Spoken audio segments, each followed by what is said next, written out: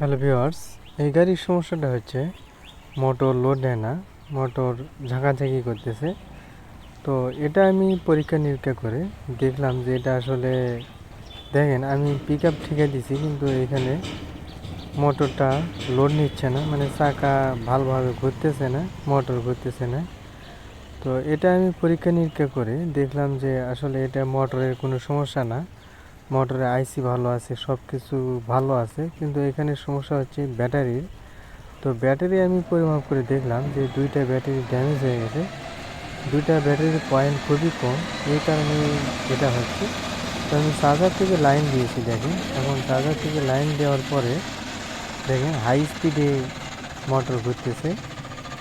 তো আপনারা অটো ডিপার্টমেন্টের কাজ শিখতে চাইলে আমাদের সঙ্গে যোগাযোগ করবেন।